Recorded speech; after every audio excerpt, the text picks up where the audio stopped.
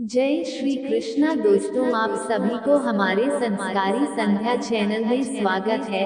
आइए जानते हैं कि सोमवती अमावस्या 2024 को शक्तिशाली उपाय करें, अखंड सौभाग्य की होगी प्राप्ति और व्यापार में मिलेगा सफलता, हर मनोकामनाएं पूरी होती है। चलिए जानते हैं और जानकारी इस वीडियो के माध्यम से बताऊंगी। अमावस्या तिथि हर महीने आती है। ये तिथि भगवान शिव को प्रसन्न करने के लिए बहुत ही विशेष मानी जाती है। हिंदू पंचांग के अनुसार इस साल भाद्रपद अमावस्या 2 सितंबर 2024 दिन सोमवार को मनाई जाएगी। इस दिन दान पुण्य और धार्मिक कार्य करने से भोलेनाथ का आशीर्वाद साधक पर बना रहता है और घर में सुख समृद्धि का वास रहता है। सोमवती अमावस्या का हिंदुओं में बहुत धार्मिक और आध्यात्मिक महत्व है। इस दिन लोग विभिन्न प्रकार की धार्मिक और आध्यात्मिक गतिविधियों करते हैं। सोमवार को पड़ने की वजह से इसे सोमवती अमावस्या के नाम से जाना जाता है। इस दिन भगवान शिव की पूजा का विधान है। इस बार सोमवती अमावस्या 2 सितंबर 2024 को मनाई जाएगी। इस दिन देवों के देव महादेव की खास पूजा करने से सुख और शांति की प्राप्ति होती है। इसके साथ ही सभी मनोकामनाओं की पूर्ति होती है। तो चलिए इस दिन बनने वाले शुभ योग और उपाय को जानते हैं। सोमवती अमावस्या के दिन भगवान शंकर और माता पार्वती की पूजा करने का विधान है। ऐसा कहा जाता है कि इस तिथि पर पीपल के पेड़ की 108 बार परिक्रमा करनी चाहिए। परिक्रमा के दौरान रक्षा सूत्र भी पीपल पर बांधा जा सकता है। ऐसी मान्यता है कि इससे अखंड सौभाग्य की प्राप्ति होती है। एक गरीब ब्राह्मण परिवार था। उस परिवार में पति पत्नी के अलावा एक पुत्री भी थी। वो पुत्री धीरे धीरे बड़ी होने लगी। उस पुत्री में समय और बढ़ती उम्र के साथ सभी स्त्रियोचित गुणों का विकास हो रहा था। वह लड़की सुंदर, संस्कारवान एवं गुणवान थी, किंतु गरीब होने के कारण उसका विवाह नहीं हो पा रहा था। एक दिन उस ब्राह्मण के घर एक साधु महाराज पधारे। वो उस कन्या के सेवा भाव से काफी प्रसन्न हुए।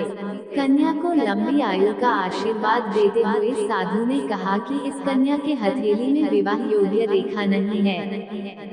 तब ब्राह्मण दंपति ने साधु से उपाय पूछा कि कन्या ऐसा क्या करे कि उसके हाथ में विवाह योग बन जाए। साधु ने कुछ देर विचार करने के बाद अपनी अंतर्दृष्टि से ध्यान करके बताया कि कुछ दूरी पर एक गांव में सोना नाम की धोबिन जाति की एक महिला अपने बेटे और बहू के साथ रहती है, जो बहुत ही आचार विचार और संस्कार संपन्न तथा पति परायण है।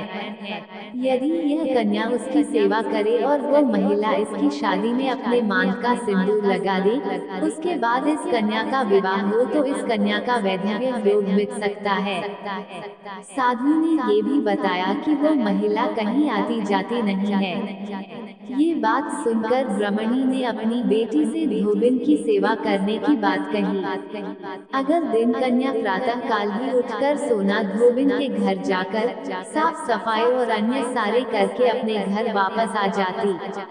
एक दिन सोना धोबिन अपनी बहू से पूछती है कि तुम तो सुबह ही उठकर सारे काम कर लेती हो और पता भी नहीं चलता। बहू ने कहा, माँ जी, मैंने तो सोचा कि आप ही सुबह उठकर सारे काम खुद ही खत्म कर लेती हैं। मैं तो देर से उठती हूँ। इस पर दोनों सास बहू निगरानी करने लगी कि कौन है जो सुबह ही घर का सारा काम करके चला जाता है। कई दिनों के बाद धोबिन ने देखा कि एक कन्या मुंह अंधेरे घर में आती है और सारे काम करने के बाद चली जाती है। जब वह जाने लगी तो सोना धोबिन उसके पैरों पर गिर पड़ी, पूछने लगी कि आप कौन हैं और इस तरह छुपकर मेरे घर की चाकरी क्यों करती हैं। तब कन्या ने साधु दोबारा कही गई सारी बात बताई। सोना धोबिन पति परायण थी, उसमें तेज था।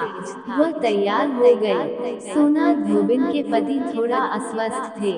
उसने अपनी बहू से अपने लौट आने तक घर पर ही रहने को कहा। सोना धोबिन ने जैसे ही अपने मांग का सिंदूर उस कन्या की मांग में लगाया, उसका पति मर गया। उसे इस बात का पता चल गया। वह घर से निराजल्दी चली थी, ये सोचकर कि रास्ते में कहीं पीपल का पेड़ मिलेगा तो उसे भंवरी देकर और उसकी परिक्रमा करके ही जल ग्रहण करेगी। उस दिन सोमवती अमावस्या थी। ब्राह्मण के घर मिले पूरे पकवान की जगह उसने ईंट के टुकड़ों से 108 बार भंवरी देकर 108 बार पीपल के पेड़ की परिक्रमा की और उसके बाद जल ग्रहण किया। ऐसा करते ही उसके पति के मुर्दा शरीर में वापस जान आ गई। धोबिन का पति वापस जीवित हो उठा। इसलिए सोमवती अमावस्या के दिन से शुरू करके जो व्यक्ति हर अमावस्या के दिन भंवरी देता है, उसके सुख और सौभाग्य में वृद्धि होती है।